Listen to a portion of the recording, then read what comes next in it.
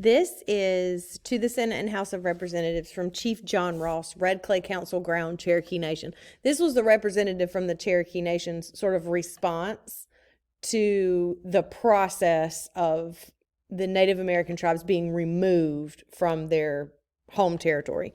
I did full screen on this for you guys, and I actually underlined every negative word in this passage because I want you to see the difference between this section where we've got harassed, vexation, trouble, difficulty, failing, spurious, violation, pretend, fraudulent, false, demand, sanction, threat, refusal, versus what Andrew Jackson wrote, which is, benevolent, happy,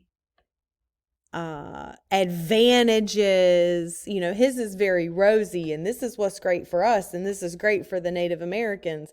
But their response is, it is well known that for a number of years past we have been harassed by a series of vexations which it is deemed unnecessary to recite in detail, but the evidence of which our delegation will be prepared to furnish. With a view to bringing our troubles to a close, a delegation was appointed on the 23rd of October, 1835. This is 6 years after the initial letter, by the General Council of the nation, clothed with full powers to enter into arrangements with the government of the United States for the final adjustment of all of our existing difficulties. The delegation, failing to effect an arrangement with the United States Commissioner, then in the nation, proceeded agreeably to their instructions in that case to Washington City for the purpose of negotiating a treaty with the authorities of the United States. Tried to come to an agreement, couldn't come to an agreement, went to Washington to try to hammer out an agreement.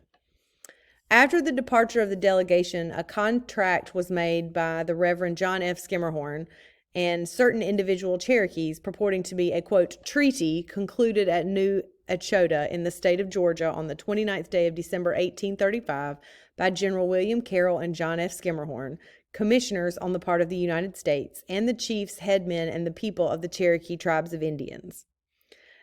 A spurious delegation, that means fake, in violation of a special injunction of the General Council of the nation, proceeded to Washington City with this pretended treaty, and by false and fraudulent representations supplanted in the favor of the government the legal and accredited delegation of the Cherokee people, and obtained for this instrument, after making important alterations in its provisions, the recognition of the United States government. That says none of these people were recognized as the authority for the Cherokee people. And they made changes to what the Cherokee people had agreed to in order to pass it on to the United States.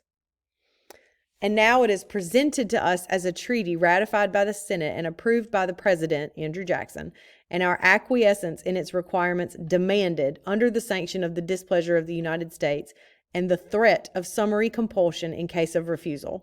That basically means now they're forced to comply with the document they didn't agree to, or the United States will use power to force them to.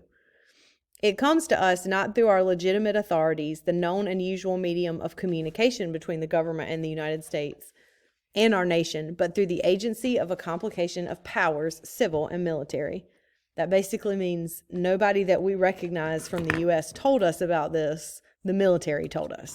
And we know you use the military when you want to force someone to do something they don't want to do.